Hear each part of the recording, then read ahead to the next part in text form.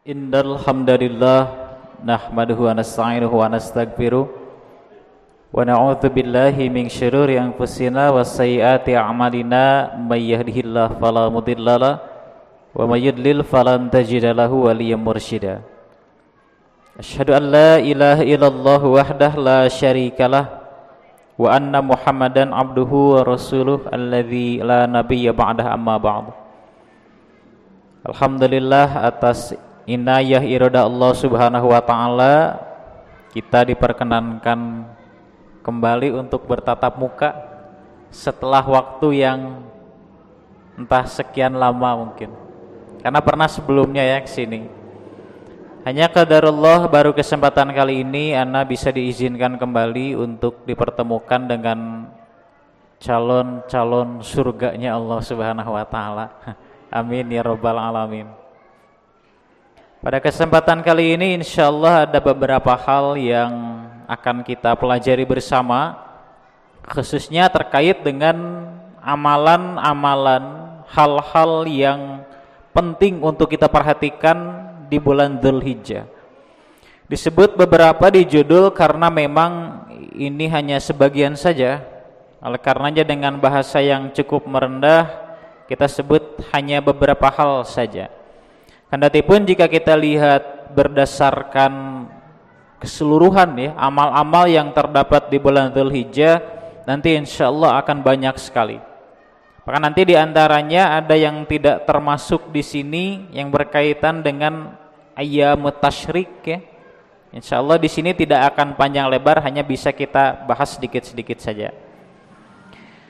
Yang akan kita pelajari pertama terkait dengan ibadah kurban. Ini tentu amalan pokok yang sangat esensial gitu. Ketika datang bulan Dzulhijjah langsung bau-bau daging gitu ta. Tapi kan masalahnya bukan hanya kurban saja. Ada ibadah yang justru sudah dinanti-nanti dari 10 tahun sebelumnya. Ada tidak yang seperti itu? Ibadah haji, betul ya? Katanya waiting list sekarang harus sampai 10 tahun.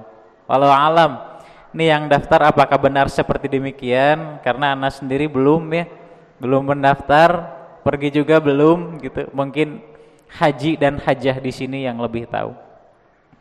Kemudian terkait dengan bulan Dzulhijjah di 1444 pun ini ada sedikit perbedaan juga sebetulnya. Jadi nanti akan ada dua versi kalender. Sekarang tanggal berapa Hijriah? 28 17 Mei ya teh? 17 Mei. Jika Hijriahnya 27 Dzulqa'dah, betul ya?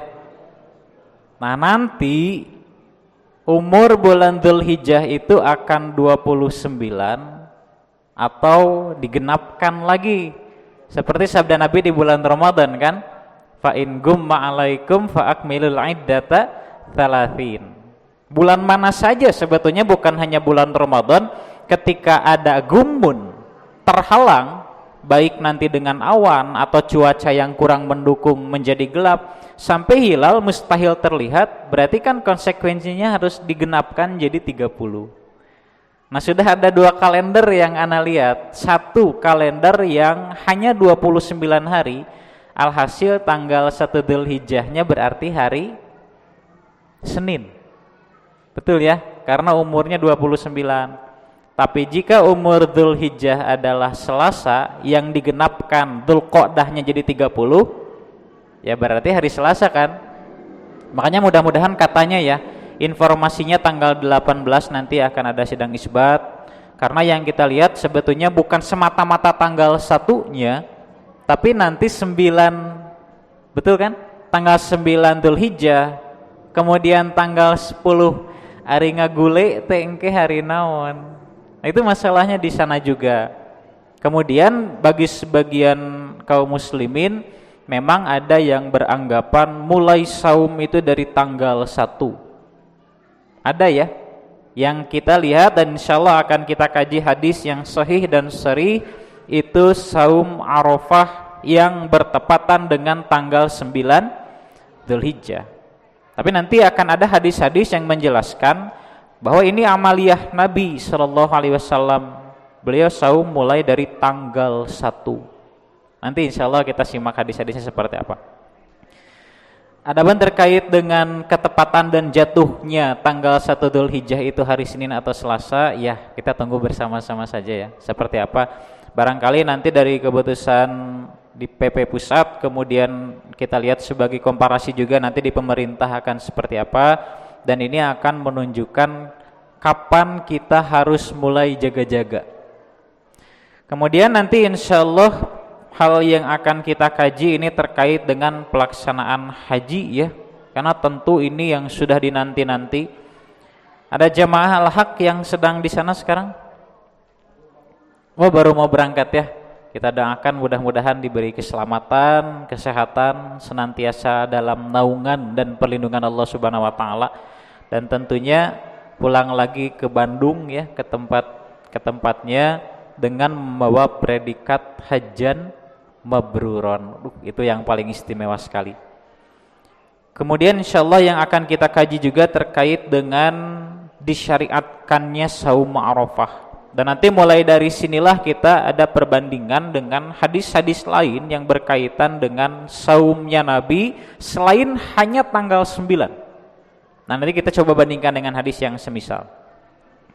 Kemudian juga ini poin ke selanjutnya nu kasabaraha. 1, 2, 3. Yang keempat ya. Larangan memotong kuku dan menggunting rambut. Ini pun nanti ada sedikit perbedaan pendapat sebetulnya. Pertanyaan sederhana sebelum kita masuk ke bahasan. Larangan memotong kuku dan menggunting rambut itu untuk siapa? Mudhahi atau hewan kurbannya? Kalian?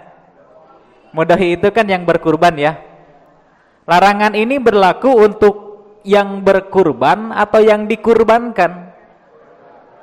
Nah, ini pun jadi berkala sebetulnya. Mengapa? Karena ada sebagian, jangankan di tempat lain ya, di Jamiah sendiri sampai ada yang beranggapan ini untuk hewan kurbannya. Yang seperti itu ada, hati-hati jangan salah. Dan anak sendiri sebetulnya belum langsung bersentuhan ya, argumennya seperti apa, dalilnya seperti apa. Hanya sejauh yang anak ketahui, pertimbangannya berdasarkan aspek ilmu nahwu. Katanya melihat dari domir-domir yang terdapat dalam hadis-hadis yang semisal. Tapi insya Allah nanti kita bahas. Kemudian pula yang terakhir ini ada syariat takbir. Ini betul kan, selain dari kurban kan yang esensial tanggal 10 Dzulhijjah itu kan salat Idnya kan.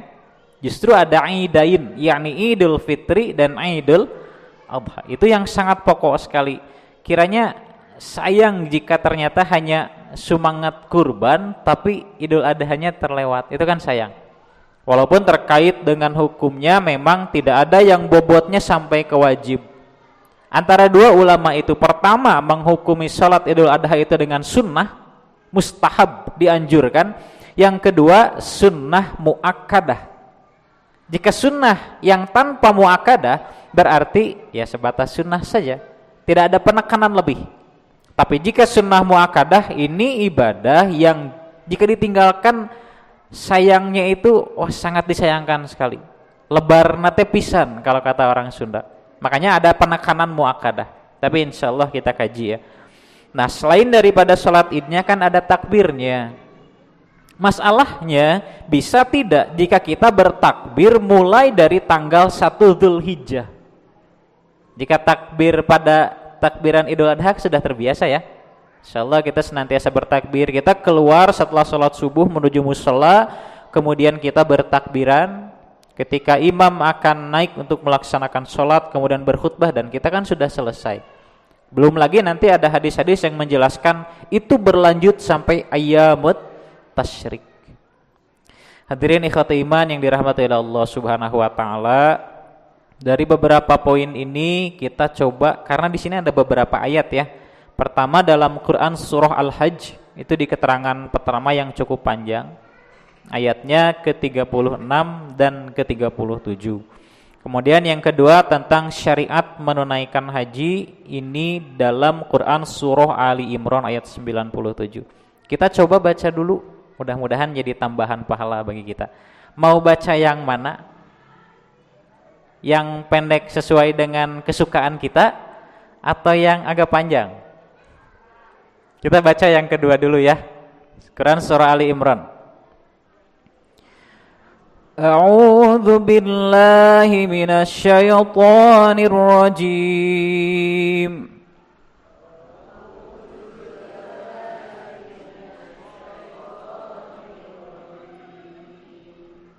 Walillahi 'alan nasi hijjul baiti man istata'a ilaihi sabila.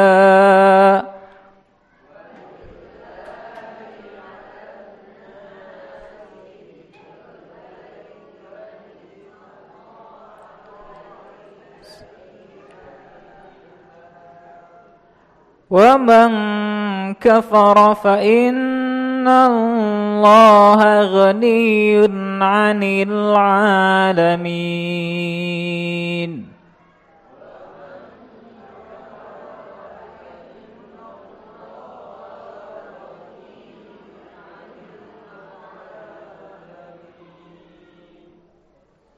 Cekap sakitu.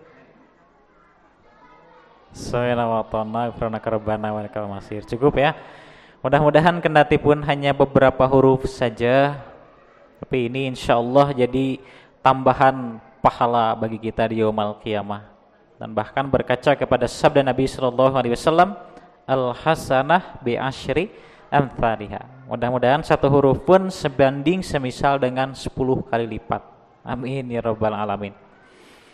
Ikhwati iman yang dirahmati Allah Subhanahu wa taala, jika kita lihat di keterangan yang kedua ya, kita kesini dulu sebentar. Terkait dengan syariat menunaikan haji, insyaallah ini tidak banyak perbedaan pendapat sebetulnya. Hanya memang senantiasa jika perbedaan dalam memahami hadis itu pasti akan terjadi. Bukan hanya di zaman kita saja. Ulama mutaqaddimin, ulama mutaakhirin atau ulama muasirin, mereka senantiasa berbeda pendapat, khususnya terkait dengan fikih, dengan pemahaman hadis itu sendiri. Oleh karenanya tidak heran jika nanti muncul produk ijtihad dari 3 generasi ulama ini. Yang satu umpamanya menyatakan boleh, yang satu tidak, yang satu lagi antara keduanya umpamanya, yang seperti itu tidak heran.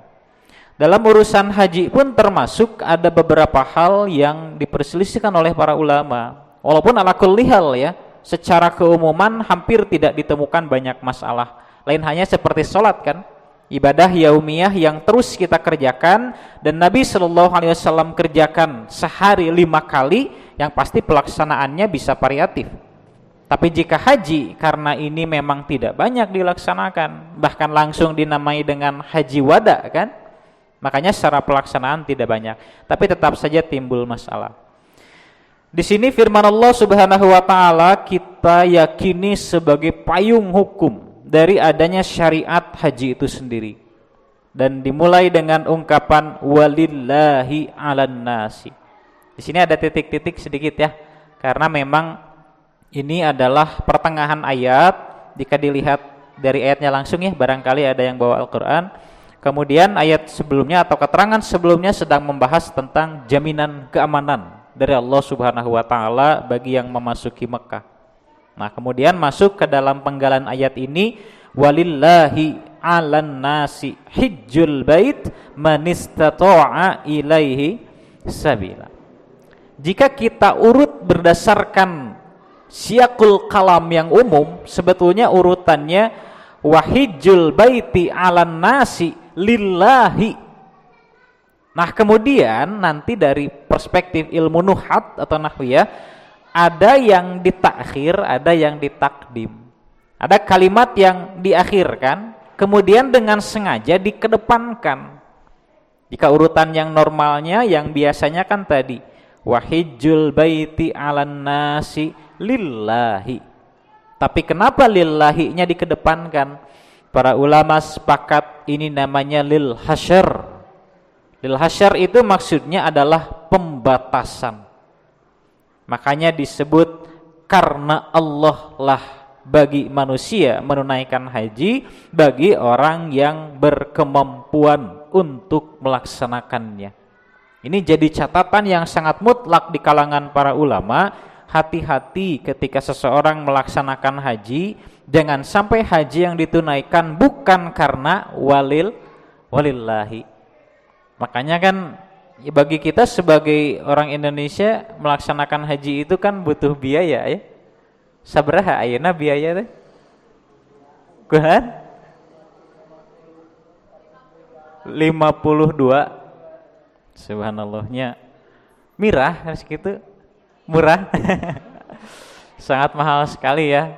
Artinya butuh usaha, butuh ikhtiar. Nah, ini adalah satu macam ibadah yang keterkaitannya dengan maliyah juga. Memang ini badaniyah karena harus ditunaikan dengan jasad orang itu. Tapi ini pun benar erat kaitannya dengan harta. Mau tidak mau pelaksanaannya pun ya. Kecuali kalau misalkan kita mampu jalan kaki lah dari sini sampai ke sana. Tidak butuh biaya ongkos, hanya biaya makan saja yang menggembung mungkin ya. Artinya tetap saja ini butuh biaya. Oleh karenanya ini adalah peringatan, pengingat dari Allah Subhanahu wa taala. Jangan sampai seseorang mampu kemudian melaksanakan haji karena kemampuannya, karena ilmunya, karena fisiknya, dan karena ekonominya, tapi ternyata bukan walillahi. Ini adalah penetapan dari Allah. Wa man kafara fa innallaha ghaniyyun 'anil 'alamin, dan barang siapa yang kufur kemudian mengingkari akan adanya kewajiban haji, maka sungguhnya Allah Maha Kaya dari semesta alam. Di sini ada sedikit penjelasan ya. Maha Kaya di sini maksudnya adalah tidak membutuhkan apapun dari manusia, dari makhluk-makhluknya bahkan. Nah, teringat dengan kalimat yang seperti ini bahwa ada salah satu firman Allah Subhanahu wa taala di ayat yang lain, ini sedikit rada menyimpang. Allah menurunkan ayat man dzalladzi yuqridullaha qardan hasanan. Pernah dengar ayat itu ya? Di surat apa itu? Di surat Al-Qur'an. Surat apa? Al-Baqarah jika tidak salah ada, At-Taghabun ada. Pokoknya di 4 surat yang berbeda. Ana pun lupa ya. Barangkali Khatul Iman bisa membantu mengingatkan. Barang siapa yang meminjamkan kepada Allah dengan pinjaman yang baik. Nah, dari ayat itu kira-kira apa yang kita pahami? Apakah kita berasumsi bahwa ternyata Allah itu butuh pinjaman kepada hambanya? Gitu tuh? Tidak sedikit pun. Sekali lagi, firman Allah, man dzalladzi yuqridullaha qardan hasanan. Barang siapa yang meminjamkan kepada Allah dengan pinjaman yang, apa yang kita pikirkan dari ayat itu? Apakah terbesit dalam pikiran kita bahwa ternyata Allah itu butuh pinjaman dari hamba-hambanya? Begitu tidak? Tidak sedikit pun. Jika ada persamaan, berarti pemikiran kita sama dengan musyrikin Quraisy. Hati-hati ya. Karena dulu ketika ayat ini turun, justru ini jadi bahan cemoohan yang besar. Ternyata Rabbnya Muhammad adalah Rabbun Fakir. Kenapa sampai mengatakan berfirman bahwa barang siapa yang meminjamkan kepada Allah, berarti bukankah Allah itu butuh pinjaman? Yang disebut dengan al-qardu, yang dalam bahasa kita pinjaman, itu kan antara makhluk dengan makhluk. Jika begitu Allah itu bukan al-khaliq. Mengapa? Karena membutuhkan pinjaman berarti derajatnya adalah makhluk, sampai seperti itu. Oleh karenanya olok-oloklah banyak kepada Nabi. Sampai di surat Ali Imran Allah Subhanahu wa taala memfirmankan, siapa yang mengatakan bahwa Allah adalah zat yang membutuhkan terhadap hamba-hambanya, ada ungkapan sanak tubuh maqalu wa dzuqu adzabal harik. Ini tinggal dilihat nanti ayatnya, menunjukkan bahwa Allah sudah mencatat siapapun di antara orang kafir Quraisy saat itu yang meyakini bahwa Allah adalah Rabb yang fakir. Nah, ungkapan seperti ini bahasanya innallaha ghaniyun 'anil alamin. Ini menunjukkan sama sekali Allah itu tidak membutuhkan pinjaman, tidak membutuhkan pemberian dari makhluknya, termasuk dari hamba-hambanya. Ayat itu para ulama memberikan syarah, memberikan rincian. Ini adalah anjuran untuk melaksanakan kesolehan, yang kesolehan itu dalam bahasa ayat ini diungkap dengan qardon hasanan. Kita melaksanakan kebaikan, kita menyimpan saham untuk kurban gitu ya, kita bersedekah, hakikatnya itu pinjaman yang baik kepada Allah. Sampai seperti itu. Kita kembali ke jalan yang lurus. Di sini sekali lagi penegasan dari Allah. Kendatipun ini bukan takkid ya, bukan penguat, tapi ini adalah ayat yang sifatnya khabariyah, berita dari Allah. Tapi kendatipun ini khabariyah, sebagian ulama sampai menyebutkan dengan ungkapan khabariyatun lafdzan insya'iyatun ma'nan. Kan ayat itu antara khabariyah, betul ya? Kemudian yang kedua insya'iyah. Jika khabariyah berarti isinya berita saja dari Allah. Seperti ini. Walillahi 'alan nasi hijjul bait man istata'a ilaihi sabila. Ini berita kan dari Allah. Pertama harus karena Allah, kemudian hajinya itu memang jika mampu baru dilaksanakan. Ini berita. Tapi ada pula yang sifatnya insya'iyah. Ini memang ayat-ayat yang isinya adalah perintah dari Allah. Seperti di ayat yang di atas, coba kita perhatikan. Di sana ada ungkapan fadhkurusmallahi 'alaiha shawafa. Nah, itu insya'iyah. Kenapa? Di dalamnya terkandung perintah. Karena insya'iyah itu antara dua, jika tidak perintah maka isinya larangan. Tapi di satu kejadian ada khabariyatun lafdzan insya'iyatun ma'nan. Sampai seperti itu para ulama, kedalaman ilmu mereka. Lafadznya memang khabariyah, tapi secara makna ini pasti insya'iyah. Tidak mungkin Allah rela jika ada hamba-hambanya beribadah bukan kepadanya, bukan karenanya. Walaupun sebetulnya ya kembali kepada manusia itu sendiri. Riyanya, sum'ahnya, dan pahalanya pun tidak ada pada Allah. Itu konsekuensinya. Ikhwati iman yang dirahmati Allah Subhanahu wa taala, ini adalah syariat yang sangat benar-benar pokok ya di bulan Dzulhijjah, yang ini pun sebetulnya mudah-mudahan jadi sedikit bekal gitu ya bagi yang akan melaksanakan haji. Kemudian mudah-mudahan ini pun mengingatkan agar menjaga kemabruran bagi orang yang telah menunaikan haji. Catatannya adalah mudah-mudahan haji yang dilaksanakan ditunaikan dalam keadaan ikhlas karena Allah Subhanahu wa taala. Kemudian kita ke atas ya, ini sebagai masalah yang pokok yang memang tidak bisa kita lewatkan pula. Bahkan mungkin sebagian orang sudah menabung jauh-jauh hari agar bisa ikut berkurban, dan mudah-mudahan ikhtiar usahanya itu dicatat oleh Allah ya sebagai kesolehan. Ayatnya wal budna ja'alnaha lakum min sya'airillahi lakum fiha khair. Dan telah kami jadikan untuk kamu unta-unta sebagian dari syiar-syiar Allah, kamu memperoleh kebaikan yang banyak kepadanya. Di sini ada beberapa kalimat yang insya Allah akan kita coba kupas ya, nanti akan coba kita lihat, khususnya terkait dengan kalimat al-budnu.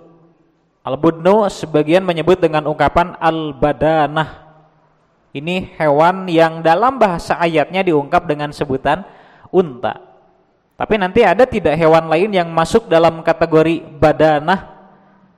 Karena seperti nanti kita ketemukan dalam beberapa hadis, Rasulullah Shallallahu Alaihi Wasallam pernah memerintah kepada Jabir bin Abdullah dengan ungkapan badanah, tapi ditujukan kepada sapi. Nah, nanti wal budna di sini apakah benar-benar sesuai dengan terjemah yang disebut? Artinya hanya unta saja, atau memang ada hewan lain seumpamanya sapi dikategorikan sebagai al badanah atau al budna ya. Ini ikhbar, berita dari Allah Subhanahu wa taala, bahkan sampai disebut min sya'airillah. Hewan-hewan khususnya unta itu ditundukkan oleh Allah Subhanahu wa taala, bagian dari syiar Allah, lakum fiha khair. Ini akidah yang sudah harus kita tanam sedini mungkin, bahwa adanya syariat ini menjadi kebaikan bagi kita. Kadang-kala jika hanya sebatas pemikiran duniawi saja dan cukup kalkulatif, ya mungkin tidak sedikit yang merasa lebar gitu. Sayang ditunaikan dengan mengeluarkan uang sedemikian juta mungkin ya. Padahal ini hanya untuk ibadah kepada Allah. Mudah-mudahan tidak sampai seperti itu sama sekali. Fadhkurusmallahi 'alaiha sawafa, maka sebutlah olehmu nama Allah ketika kamu menyembelihnya dalam keadaan berdiri atau dan telah terikat. Sebagian menyebut dalam keadaan berjajar. Itu nanti secara tarojim terjemah bisa tidak sama ya. Fa idza wajabat junubuha, maka kemudian apabila telah roboh atau mati, fakulu minha, maka makanlah daripadanya, wa at'imul qani' wal mu'tar, dan bagikanlah sebagiannya kepada orang yang rela dengan apa yang ada padanya dan orang yang minta-minta. Nanti ini ungkapannya juga bisa tidak sama. Karena ada yang mengatakan al-qani itu orang yang mau tapi menahan diri untuk tidak meminta. Bedanya tipis sebetulnya. Makanya di sini disebut tidak meminta dan orang yang meminta. Aya nu sok ngajajar gitu. Ngajar-ajar ketika mendekati zuhur itu ya. Ya itu memang seperti demikian. Ada orang yang mungkin saking karena mau itu enggak apa-apalah minta juga, dan memang itu sudah terbiasa. Tapi ada pula orang-orang yang tidak terlihat di barisan, tapi ini pun harus dihitung oleh jami kurban. Ini nanti kategorinya adalah al-qani. Mereka pun mau sebetulnya, tapi jika harus berjajar mah mungkin nanti lagi lah. Ada yang seperti itu. Kadzalika sakharnaha lakum, demikianlah kami telah menundukkan unta-unta itu kepada kalian, la'allakum tashkurun. Sampai sana ayatnya ya, ke-36 ya. Agar kalian bersyukur atau mudah-mudahan kamu bersyukur. Nanti dari sini pun bisa kita lihat ada beberapa aspek yang perlu kita perhatikan. Kemudian di ayat selanjutnya, layyanallaha luhumuha wala dima'uha. Ini nanti berkaitan dengan kurban jahiliyah juga ya sebetulnya. Jadi nanti ibadah kurban itu bisa dipandang dari segi syariat, bisa pula dipandang dari segi akidah. Nanti ada kurban yang keterkaitannya erat dengan akidah, kemudian syariat yang sudah ditetapkan oleh Nabi Muhammad SAW. Walakin yanaluhut taqwa minkum, yang tidak akan sampai daging-daging unta dan darahnya itu sekali-sekali tidak dapat mencapai keridhaan Allah, tetapi ketakwaan dari kamulah yang dapat mencapainya. Kadzalika sakhkharaha lakum litukabbirullaha ala ma hadakum, yang demikian Allah telah menundukkan untuk kamu supaya kamu mengagungkan Allah terhadap hidayahnya kepada kamu. Wa basyiril muhsinin, dan berilah kabar gembira kepada orang-orang yang berbuat baik. Ikhwata iman yang dirahmati Allah Subhanahu wa taala, ini sebagai ayat yang pokok yang sering dijadikan sandaran hukum ya terkait dengan hal-hal yang sifatnya kurban. Pertama tadi yang kita lihat adalah kalimat al-budna atau al-badanah.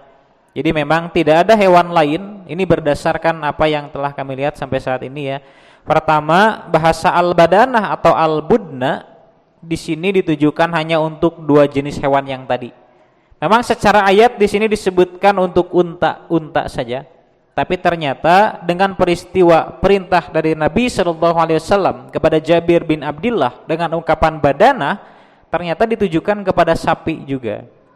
Nah nanti dari kalimat inilah akan cukup memunculkan perbedaan pendapat. Jika ternyata unta itu mampu syirkahnya pembagiannya sampai 10 orang, jika sapi bisa tidak? Biasanya kan yang biasa berapa? 7 kan? Nah sekarang oleh 10 orang, bisa tidak?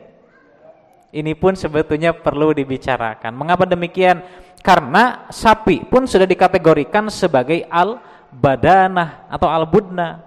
Jika ternyata badanah adalah dua macam, yakni unta dan sapi, kemudian unta bisa oleh 10 orang. Apakah sapi bisa oleh 10 orang? Karena sudah dikategorikan al-badanah, maka konsekuensinya ya adil karena ini adalah al-budna al-badanah. Tapi ternyata hadis-hadisnya nanti khusus ya. Hadis-hadisnya khusus ketika berbicara tentang al-budnu al-badanah dalam maksud yang pokok seperti yang diartikan di sini, yakni unta, ini memang tidak ada klausul, tidak ada catatan khusus Artinya unta itu boleh syirkahnya sampai 10 orang. Tapi bagaimana jika oleh 1 orang? Boleh tidak? Oh, boleh pisan. Itu namanya mafhumul komo, mafhumul aula dalam bahasa usul fikih. Apalagi jika syirkah itu unta bisa oleh 10 orang, apalagi hanya oleh 1 orang. Bagaimana jika 1 orang 10 ekor unta? Eta mafhumul komo juga. Ya seperti itu ya. Memang jika memang mampu kan catatannya tetap ya. Ini kaitannya dengan kepemilikan, mau tidak mau juga dengan mungkin ekonomi juga. Makanya ada kemampuan juga di sini terkait dengan hal-hal yang seperti demikian. Tapi para ulama sepakat sapi pun ternyata diperbolehkan dengan catatan. Jadi kondisinya sangat khusus. Hadisnya yang mana ana memang tidak hafal ya karena cukup panjang. Ini kejadiannya dalam 2 riwayat, At-Tirmidzi dan Al-Baihaqi. Hadisnya insyaallah sahih dan sharih, makbul dan ma'mul. Ini pernah terjadi di zaman Nabi bahwa sapi pernah oleh 10 orang. Jadi kita pun bisa sebetulnya diterapkan, tapi ternyata saat itu memang kondisinya khusus. Pertama, saat itu karena tidak ada sapi lagi yang bisa didapatkan. Kemudian yang kedua, pada saat itu orangnya juga memang tidak bisa dikumpulkan lebih dari itu. Makanya kiranya di kita pun bisa sebetulnya ya diberlakukan, tapi kondisi-kondisi yang tadi harus terpenuhi dulu. Alhasil harus oleh berapakah paling banyak syirkahnya ketika itu adalah sapi? 7 orang. Tetap ya sebetulnya yang al-aslunya yang pokok oleh 7 orang, tapi jika ada al-hajah, kebutuhan yang tidak dihindari, umpamanya seperti tadi sapinya sudah sulit didapatkan sedangkan waktunya mepet. Kan jika di luar waktu kurban, pertama tanggal 10, yang kedua ayyamut tasyrik, umpamanya menyembelih tanggal 14, dihitung kurban tidak? Dihitung kurban tidak? Kita mau menyembelih tapi sapinya baru dapat tanggal 14 Dzulhijjah. Itu udhiyah bukan? Bukan. Ya, sembelihan biasa saja. Makanya ketika ada al-hajah seperti itu, karena waktunya mepet, hewannya tidak ada lagi, orangnya sudah pas, tidak ada lagi yang bisa dikumpulkan, itu insya Allah bisa kiranya. Ikhwati iman yang dirahmati Allah Subhanahu wa taala, memang terkait ini pun cukup diperselisihkan ya. Jadi memang ada yang tetap saja bersikukuh sapi itu hanya maksimal oleh 7 orang. Itu yang seperti itu pun ada. Tapi anak sendiri memperhatikan kepada hadis kejadian Jabir bin Abdillah dengan Nabi SAW, ini memang cukup dipertimbangkan dan mengeluarkan hasil diperbolehkan dengan catatannya khusus. Kurang lebih seperti itu. Kemudian di sini pun ada kalimat fadkurusmallahi 'alaiha sawafa. Ini adalah dilalah. Memang kan ini ayatnya hanya memerintahkan agar zikir kepada Allah, menyebut nama Allah ketika memang menyembelih, ketika hewan sudah dibariskan dalam keadaan berdiri, dalam keadaan terikat dan lain sebagainya. Tapi kalimat ini dijadikan sebagai wajhul istidlal, harus dan wajib mengucapkan doa sebelum menyembelih. Doanya apa? Doa sebelum menyembelih apa? Bismillahi wallah. Ada jagal di sini, jagal. Kurang lebih seperti itu. Nanti masalahnya jika kita hanya mengacu kepada ayat ini, doa bacaan sebelum menyembelih bisa jadi wajib hukumnya. Kenapa? Karena di sini kan fadkuru ismallahi, ini amrun, ini perintah. Al asla fil amri lil wujub, menunjukkan wajib. Tapi para ulama sepakat bahwa doa menyembelih sebelum menyembelih itu memang disunnahkan, tapi tidak menjadikan tidak sah hewan kurban yang disembelih walaupun tanpa bacaan tersebut. Sah tidak hewan kurban yang disembelih tanpa bacaan bismillahi wallahu akbar? Sah hukumnya, karena tidak dianggap sebagai syarat. Jika itu adalah syarat untuk sahnya menyembelih, maka itu wajib diucapkan karena dihitung sebagai rangkaian penyembelihan. Tapi para ulama sepakat memang ini mustahab, hukumnya disunnahkan, tapi kendati pun tidak dibaca tidak menjadikan hewan kurbannya tidak sah. bisi haram nanti kalau dimakan. Tidak ya, tidak sampai seperti itu. Sembelihannya insya Allah sah, itu dihitung sebagai ibadah kurban selama memang hal-hal lainnya pun terpenuhi. Karena kan dalam proses penyembelihan secara teknis setidaknya ada 3 urat di bagian hewan kurban yang harus putus, betul ya? Ini barangkali jagal-jagal yang lebih paham. Tapi nanti ada istilah khusus dalam bahasa Arab untuk menunjukkan bahwa baru bisa tepat jika 3 urat ini putus. Pertama itu, kemudian yang kedua tidak boleh sampai benar-benar patah non. Ya pokoknya nama lepas pisan, putus. Tidak boleh benar-benar sama sekali putus. Tapi ini pernah terjadi. Di zaman sahabat ada yang menyembelih, kemudian sembelihannya putus lehernya. Full putus gitu ya. Sampai ditanyakan kepada sahabat, seperti yang menjawabnya Ibnu Abbas, kemudian Abdullah bin Umar, mereka memperbolehkan memakan hewan kurban itu. Tapi mereka sedikit mencemooh kepada yang menyembelihnya, dzalika dzabhun dzakiyatun. Itu adalah sembelihan yang tergesa-gesa. Kalau dalam bahasa kita mungkin meniru rusuhan, mencintai gitu. Rusuhan, tenang saja, santai. Atau mungkin karena panik dan lain sebagainya lah. Makanya mudah-mudahan ini pun harus ditunaikan oleh yang ya sudah bisa ya, sudah terbiasa juga.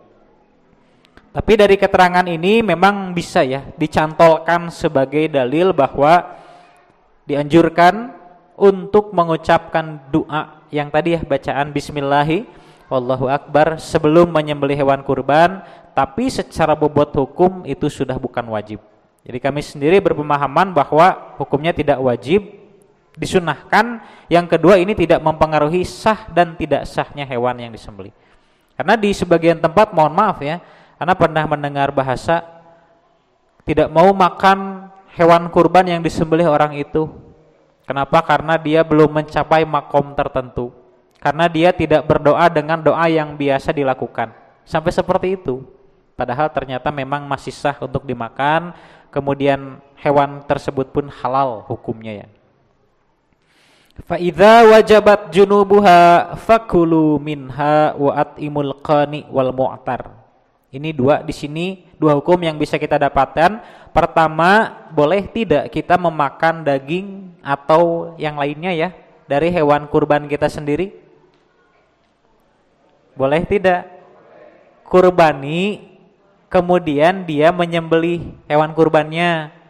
Boleh tidak dia mengambil bagian dari apa yang sudah dia sembelih? Ada orang yang sangat tidak ingin mendapatkan bagian apa-apa. Ini mah dakar batur, katanya hanya untuk orang lain. Ini ayatnya jelas ya. Fakulu minha, makanlah kalian. Ini diantara yang pokoknya untuk kurbani. Fakulu minha di sini alhasil memang diperbolehkan bagi kurbani untuk mengambil bagian, tapi tetap saja ya ma'rufan, ya ala kadarnya. Karena memang pernah terjadi ada seorang kurbani yang pesanannya lebih dari 1 ekor domba gitu. Jadi tetap harus diperhitungkan juga. Kalau kira-kira ingin memesan banyak ya mending beli langsung sajalah gitu ya. Jadi mudah-mudahan antara kurbani dan jami kurban tetap harus saling mengerti. Kendatipun jami kurban kan adalah orang-orang yang diamanahi kan. Dan memang di zaman Nabi pun ini ada. Kemudian mereka memegang amanah dari kurbani itu. Jika dua-duanya tidak saling pengertian kan nanti kurang komunikatif. Wa atimul qani wal mu'tar, begitu pula bagikanlah kepada al-qani wal mu'tar. Ini sebagai objek ya daripada dibagikannya daging kurban. Bagaimana jika ternyata al-mu'tarnya adalah orang kaya? Ada orang kaya, rumahnya gedong, mobilnya 5, tapi dia ikut berbaris karena mau. Kita bagi tidak yang seperti itu? Tetap saja ya, tidak melihat kepada kondisi dan situasi. Selama dia memang tergolong al-qani dan mu'tar, tetap saja harus diberikan. Atau mungkin ada orang yang ya mohon maaf masakin gitu umpamanya, tapi dia terlalu malu untuk meminta sampai dia diam saja di rumah. Ku panitia teka hitung deh gitu. Yang seperti itu kita beri tidak? Apalagi dengan masakinnya ya sebetulnya. Seperti itu. Kadzalika sakharha lakum la'allakum tashkurun. Ini pun jika kita sadari lagi ya, ibadah kurban di dalamnya terdapat hal-hal yang wajib patut kita syukuri. Bukan hanya ketika memakannya, bukan hanya ketika mencium aroma sate yang semriwing, tapi ternyata di balik ini semua ada hikmah yang sangat besar. Di antaranya hewan kurban yang sudah Allah tundukkan. Ini yang istimewa. Walaupun katanya kalau sekarang ya, hewan itu ada yang dilipat dengan cara yang mudah. Ya walau alam katanya teknis penyembelihan, tapi yang namanya teknis itu silahkan selama tidak dibatasi oleh Nabi Shallallahu Alaihi Wasallam, pada akhirnya itu diperbolehkan. Karena pernah lihat video ada hewan kurban yang disembelih dengan ditutup matanya, di dia gitu ente. Jadi ditutup matanya oleh kain, kemudian disembelih. Itu benar tidak sesuai dengan sunnah Nabi katanya. Nah ada hadis memang yang menunjukkan bahwa agar tidak terlihat oleh hewan lain. Itu ada hadisnya, makanya secara teknis nanti bisa dilakukan seperti apa. Umpamanya ada tirai gitu, ada hijab untuk menutupi hewan yang akan disembelih. Atau umpamanya dipindahkan dulu, atau seperti tadi ditutup matanya dan lain sebagainya. Itu teknis ya, karena memang Nabi SAW tidak menjabarkan sampai ke sana, berarti kita diberikan pilihan. Itu sudah diberi kemudahan, tinggal kita yang tidak usah mempersulit sebetulnya. Ini pun lanjutannya firman Allah ayat ke-37 dalam Quran surah Al-Hajj, la yanalallaha luhumuha wala dima'uha. Nah, ini terkait dengan kurban, perspektif akidah. Ketika di zaman jahiliyah saat itu, yang disebut dengan kurban itu harus senantiasa diambil darahnya, dagingnya, kemudian dilumurkan kepada bagian dari Ka'bah, kan dulu seperti itu ya, secara akidah di zaman jahiliyah. Dan ternyata ketika agama Islam datang, Rasulullah SAW diutus, sebagian sahabat ada yang hampir pernah melakukan itu. Kenapa? Karena anggapannya ini yang sampai kepada Allah itu kan apa yang kita sembelih. Yang kita sembelih itu kan dagingnya, kemudian darahnya yang keluar dari sembelihan.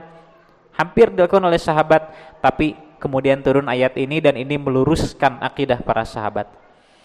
Adzan tabu sabaraha? Sudahkah? 3 5 menit deh. Tilu. Cukup dulu mungkin ya. Nanti kita lanjutkan sedikit terkait dengan hal ini, dan ini pun baru sedikit sebetulnya ya. Mudah-mudahan kita lanjutkan materinya setelah kita melaksanakan salat Isya berjamaah. Itu dulu sementara. Kita lanjutkan kajiannya. Sampai mana tadi? Baru yang pertama ya. Bahasannya masih banyak nih. Jam 10 mungkin selesai ya. Jadi sedikit lagi ya. Tadi di keterangan yang pertama, ini pun tadi seperti yang disampaikan, ayat ke-37 dalam Quran surah Al-Hajj ini memang erat kaitannya dengan penyembelihan atau kurban dari segi akidah nanti pertimbangannya. Hanya memang seperti yang disampaikan juga ini hampir pernah terjadi oleh para sahabat, akan tetapi Allah Subhanahu wa taala meluruskan akidah mereka sampai yang seperti demikian itu tidak pernah terjadi lagi. Nah, kadangkala bagi kita apa yang pernah dilakukan orang-orang jahiliyah dulu dengan melumuri Ka'bah dengan darahnya, kemudian dengan dagingnya, di kita kan yang seperti demikian sudah tidak ada. Itu sudah tidak ada. Akan tetapi yang tentu kita khawatirkan kadangkala degradasi akhlak. Jika dulu para sahabat apik sekali terkait dengan takwa kan, karena ini yang menjadi target kan yanaluhut taqwa minkum, kan targetnya takwa. Nah kadangkala dengan ya turunnya akhlak dari ya waktu ke waktu ya, sampai tidak sedikit orang yang justru bukan ketakwaan yang mereka ingin capai, tapi justru hal-hal yang sifatnya keduniaan. Ingin disebut bahwa dia berkurban, yang seperti itulah. Mudah-mudahan ini semakin jauh dari diri kita ya, dari diri kaum muslimin, dari kurbani di Al-Haq dan tempat-tempat lainnya. Kadzalika sakharaha lakum litukabbirullaha ala ma hadakum wa basyiril muhsinin. Dan demikianlah Allah telah menundukkan kepada kalian agar menjadi hidayah bagi kalian, dan berilah kabar gembira bagi orang-orang yang berbuat baik. Dalil ini pun dijadikan wajul istidlal sebagai takbiran ya. Kan ada takbir ya, bertakbir sebelum kita melaksanakan sholat id di lapangan, mulai keluar dari rumah setelah sholat subuh. Kendatipun memang ada beberapa pendapat, jika berdasarkan apa yang kami ketahui sejauh ini startnya sama. Walaupun nanti ada qaul yang entah bersumber dari mana, ada yang dimulai dari malam. Ini ana sendiri belum pernah menemukan secara dalilnya. Tapi para ulama sepakat ini dimulai dari setelah subuh. Adapun akhirnya ini yang berbeda pendapat. Ada yang berakhir di Idul Adhanya sendiri alias tanggal 10. Ada yang berlanjut sampai tanggal 13 sore.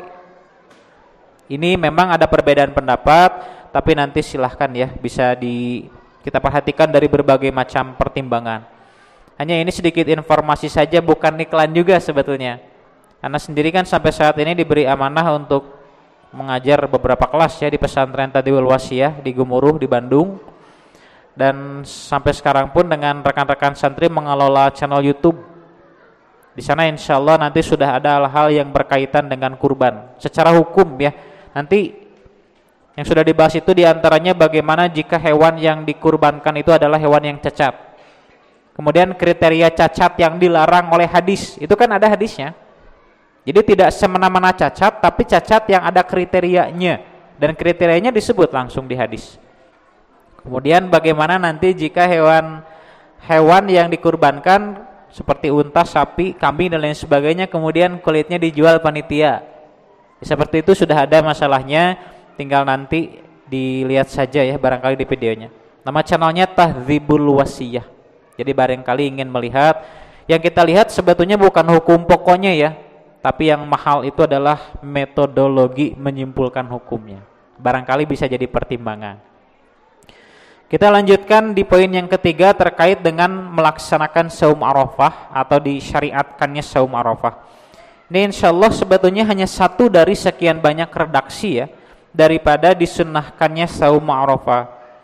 Ini hadisnya sebetulnya panjang, akan tetapi dikutip sebagian yang pokoknya saja. Jadi dari keterangan terkait dengan saum-saum yang lain yang ada di bulan Dzulhijjah, ini keterangan sebelumnya. Di keterangan yang pokoknya yang kami kutip, ini langsung merupakan sabda Nabi sallallahu alaihi wasallam. Tsumma qala Rasulullah sallallahu alaihi wasallam, kemudian Rasulullah sallallahu alaihi wasallam bersabda, "Thalathun min kulli syahrin wa Ramadan ila Ramadan fahadza siyamud dahri." Nah, di sini puasa 3 hari di setiap bulan, kemudian saum atau puasa dari Ramadan ke Ramadan itu sama dengan saum setahun penuh. Ini berkaitan dengan bukan kalkulasi bilangan secara pasti ya dari pelaksanaan yang kita lakukan, tapi bilangan pahala yang kita dapatkan. Sebetulnya pertimbangannya lebih ke arah sana. Usiyamu yaumi arafata ahtasibu 'ala Allah. Adapun saum Arafah atau saum hari Arafah, aku memohon pula kepada Allah ayyukaffiras sanatal lati qablah, mudah-mudahan agar saum itu bisa menghapus dosa setahun sebelumnya, wassanatal lati ba'dah, dan setahun sesudahnya. Ini insyaallah sebetulnya hanya membantu mengingatkan. Jadi barangkali di antara kita sudah pada hafal ya hadis-hadisnya, hafal hadis-hadis saum Arafah, hafal di luar kepala gitu. Kendati pun demikian ya, belum dihafal tapi syariatnya kita sudah maklum, sudah kita ketahui, dan insyaallah kita pun melaksanakan saumnya ya. Arosok saum Arafah insyaallah ya, jangan sampai terlewat. Bukan hanya urusan momentumnya sebetulnya. Jadi saumnya itu bukan karena sayang jika terlewat tidak ada saum itu, jangan karena itu. Tapi kita pertimbangannya pertama ini ibadah, yang kedua masa tidak tertarik dengan maghfirah Allah? Itu ya barangkali. Adapun jika nanti ternyata kaitannya dengan daruroh, seperti kalau kita saum nanti kita pingsan, ya jangan memaksakan juga. Karena anak pernah dengar informasi ada di antara ikhwan kita yang apabila saum itu otomatis langsung jatuh pingsan. Nah, itu entah kenapa ya secara medis, tapi itu terjadi dan yang demikian pasti tidak usah memaksakan. Bahkan saum Ramadan sekalipun yang hukumnya wajib ada rukhsahnya kan. Jika yang marid musafir nanti faidatu min ayamin ukhor kan, diganti di hari yang lain. Jika ternyata itu adalah orang-orang yang memang harus dengan fidyah, jalurnya ada fidyah. Bagaimana dengan yang mutik? Ada lagi nanti solusinya, seperti itu. Apalagi saum Arafah yang para ulama sepakat ini hukumnya apa? Wajib, sunnah ya. Jika wajib mungkin karunya nanti memang para ulama pun sepakat. Al-ahkam at-taklifiyah yang 5 itu, pertama wajib, haram, makruh, mandub atau sunnah ya. Kemudian mubah, ini berbicara tentang bobot iqob sebetulnya. Kenapa disebut wajib? Kenapa disebut sunnah? Kenapa haram? Kenapa makruh? Dan terakhir mubah? Ini nanti kaitan yang akan didapatkannya. Jika wajib, kemudian bergeser ke bawah disebut sunnah, nanti antara iqob yang didapatkan. Jika wajib ketika ditinggalkan disiksa tidak? Akan ada siksaan. Tapi jika sunnah ketika ditinggalkan disiksa tidak? Tidak disiksa, tapi sayang tidak jika tidak mendapat pahala. Itu saja ya pertimbangannya. Tapi kan tidak ada iqob. Nah, kenapa terkait dengan salat Idul Adha ulama beberapa sampai menyebutkan sunnah muakkadah? Ini agar tidak ada iqob ketika ditinggalkan. Dan memang para ulama pun sepakat bukan pertimbangan itu saja, tapi melihat kepada sabda Nabi dan praktek sholat adhanya Nabi. Oleh karenanya ketika disebut saum Arafah dihukumi sunnah, ini insya Allah sudah tepat bagi yang melaksanakan. Tadi seperti yang disebutkan, pahalanya akan ada kifarat dosa. Kifarat dosanya 2 tahun ya. Pertama 1 tahun yang sudah pernah kita lakukan, dan 1 tahun lagi yang bisa jadi akan kita lakukan. Ini terkait dengan dosa. Kemudian disebutkan wasiyamu yaumi asyura ahtasibu 'ala Allah. Begitu pula dengan saum Asyura alias saum tanggal 10 ya. Asyura itu 10, Tasu'anya 9. Dan karena ini memang di antara ikhtiar Nabi untuk menyalahi kebiasaan orang Yahudi, maka tidak hanya Asyura tapi ada Tasu'anya juga. Para ulama menamai sunnah ini dengan sebutan sunnah hammiyah. Nah, betul ya. Karena kan Nabi menginginkan insya Allah di tahun yang akan datang kita tidak akan benar-benar sesuai dengan kebiasaan Yahudi, yakni tanggal 10 saja kita ikut sertakan dengan tanggal 9-nya. Tapi kan di tahun yang akan datang Nabi keburu dikembalikan ya kepada Allah alias diwafatkan, sampai para ulama menamakan ini kauliyah bukan fi'liyah, kan Nabi nage kabujang teu aya. Takririyah ini bukan amal sahabat yang disetujui Nabi, dinamailah sunnah hamiyah. Hamiyah itu berangkat dari keinginan ya, namanya sunnah yang disebutkan ingin dilaksanakan Nabi, tapi qadarullah tidak sampai terlaksana. Wasaumu yaumi asyura ahtasibu 'ala Allah, aku memohon, berharap, meminta kepada Allah ayyukaffiras sanatallati qablah. Wah, yang ini lebih sedikit, hanya 1 tahun yang berlalu. Tapi jangan berkecil hati. Di sini pun ada kafaratuz dzunub. Ini yang sangat mahal. Karena gini, sebelum kita memasuki surga, nasib kita itu antara 2. Jika dalam diri kita sudah diampuni dosa-dosanya, berarti kita tinggal memasuki surga itu sendiri. Tapi jika tidak diampuni, nanti berarti tinggal menunggu dibersihan heula. Pasti harus dibersihkan dulu dari. Pernah dengar hadis tentang kaum mukminin yang masuk surga, sebelumnya masuk neraka terlebih dahulu, dibersihkan dengan waktu yang lama sampai mereka keluar dari sungai-sungai yang berwarna kuning. Itu menunjukkan kaum mukminin yang masuk surga tapi sebelumnya masuk neraka terlebih dahulu. Jadi memang ada di antara kaum mukminin yang nasibnya seperti demikian. Jika kita, apa yang kita inginkan? Hoyong ke surga? Mau tidak masuk surga? Surga mau tidak menerima kita? Terima kasih itu. Mudah-mudahan ya, insyaallah surga itu uiddat lil muttaqin. Kita orang yang bertakwa. Nah jempling. Kita orang yang bertakwa tidak? Insyaallah ya. Di antaranya kan yang disebut dengan takwa dalam bahasa yang sederhana, taatullah. Taat kepada, caranya dua, bimtithali awamirihi wajtinabi nawahihi. Dengan melaksanakan apa yang Allah perintahkan dan menjauhi apa yang Allah larang. Tadi adzan Isya kita sholat tidak? Sholat kan? Itu taatullah bukan? Kita takwa tidak? Takwa. Insya Allah kita adalah orang yang bertakwa. Hanya kadang-kala sok rada pesimis gitu ya. Mudah-mudahan tidak ya. Mudah-mudahan kita semakin optimis. Insya Allah kita orang yang bertakwa dan kita sudah punya tiket masuk surga. Hanya masalahnya ke neraka tidak, itu dulu. Itu masalahnya. Ada yang ke neraka dulu, ada yang tidak. Mudah-mudahan yang lain lah yang ke neraka dulu. Mudah-mudahan kita langsung ke surga. Amin ya rabbal. Harapan terbesar kita ya. Ini insya Allah terkait dengan saum Arafah, hukumnya sunnah, dan terkait dengan saum seperti yang disampaikan di muqaddimah, ada hadis ya. Karena Nabi SAW yasumut tis'a min dzulhijjah. Ada hadis seperti itu. Nabi SAW saum 9 hari dari bulan Dzulhijjah. Bukan hari ke-9, tapi 9. Tapi sayang hadisnya dhaif.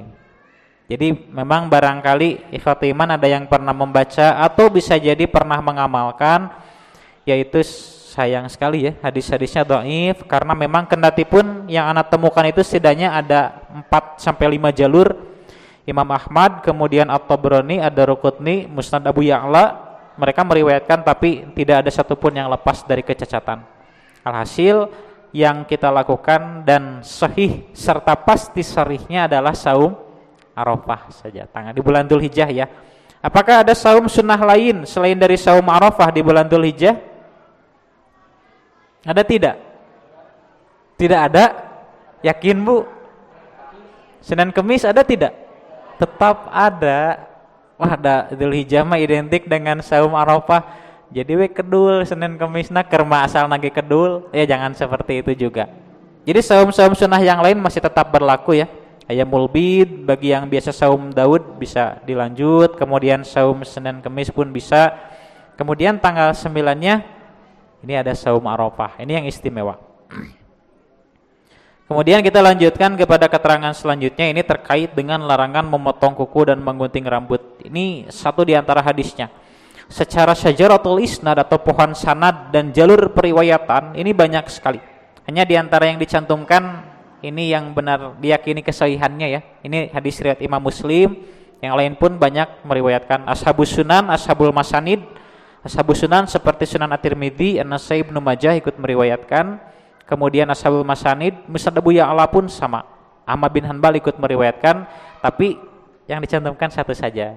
Karena ini riwayat Imam Muslim yang insyaallah kita sudah tidak ada keraguan akan kesahihannya. An Ummi Salamah anna Nabiy sallallahu alaihi wasallam qala, dari Ummu Salamah semoga Allah meridai kepadanya bahwa Nabi sallallahu alaihi wasallam bersabda, "Idza dakhalatil asyru," apabila telah masuk ya, sebetulnya apabila telah masuk 10 Dzulhijjah, wa arada ahadukum, dan telah bermaksud salah seorang di antara kalian ayyudhi, untuk melaksanakan udhiyah ya, atau untuk melaksanakan adha, fala yamassa min sya'rihi wa basyarihi syai'an, maka janganlah untuk mencukur rambut dan memotong kukunya sedikit pun. Masaya asalnya kan menyentuh ya, tapi kalau menyentuh biasa mah no problem, atel-atel mah tinggal digaruk saja. Tapi masalahnya ini berkaitan dengan cukur rambut dan potong kuku.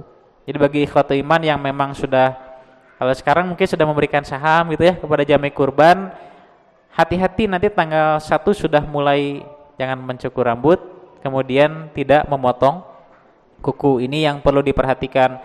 Bagaimana kalau kita lupa menggunting rambut, jual dibotakan weh, atau memotong kuku karena terlalu panjang, memang tidak menjadi dosa, tapi sayangnya tidak ada pahala juga. Itu yang disayangkan ya. Dan ini kadangkala hal yang sepele sampai aduh poho sana gitu, Karena beberapa kali secara kasus seperti itu ternyata. Ini cukup penting. Dan tadi yang disampaikan di muqaddimah terkait dengan ada ya seperti tadi asumsi yang menyatakan bahwa ini ditujukan kepada hewan kurbannya. Karena sendiri dengan pertanyaan yang sederhana, adanya syariat ini untuk manusia atau untuk hewan sebetulnya. Itu sederhananya ya. Tapi mereka pun dengan dalil sebetulnya. Jadi kita sendiri tidak meremehkan argumentasi mereka gitu. Kita pun tidak menyalahkan kesimpulan mereka. Mereka pun pasti punya dalil. Hanya berdasarkan keterangan-keterangan yang sahih dan sharih setelah kita kumpulkan, ini ditujukan untuk mudhohi ya. Jadi bagi ikhwatu iman, ibu atau bapak yang sudah siap berkurban, sudah menyimpan saham atau hewan kurbannya sudah siap nanti tanggal 10 disembelih sendiri. Karena kan ada yang biasanya satu keluarga gitu. Nah itu mudah-mudahan tidak memotong kuku dan menggunting rambut dengan tujuan mendapatkan pahala itu ya. Kemudian terakhir ini terkait dengan memperbanyak takbir. Yang dimaksud di sini bukan seperti yang tadi disinggung ya, bukan takbiran pra Idul Adha-nya. Tapi ini ada salah satu hadis yang merupakan amaliyah sahabat. Ini pun sebetulnya diperselisihkan. Karena hadis itu secara tobakoh kan nanti 3 ya. Pertama ada hadis marfu, yang kedua mauquf, yang ketiga maqtu atau sering disebut dengan athar. Jika marfu berarti penyandarnya langsung kepada Nabi Muhammad sallallahu alaihi wasallam. Jika mauquf berarti hanya sampai kepada sahabat. Jika maqtu lebih rendah dari sahabat, berarti tabi'in saja. Maqtu sering juga disebut dengan athar. Hadis-hadis yang yakin diterimanya apabila hadisnya langsung disandarkan kepada Nabi Muhammad sallallahu alaihi wasallam. Berarti derajatnya harus marfu. Ini disampaikan oleh Ibnu Abbas. Ibnu Abbas siapa? Sahabat kan. Jadi secara tabaqah tingkatan hadisnya mauquf. Tapi para ulama pun membagi, mauquf itu ada yang makbul, ada yang mardud. Makbul berarti diterima, mardud dia ditolak.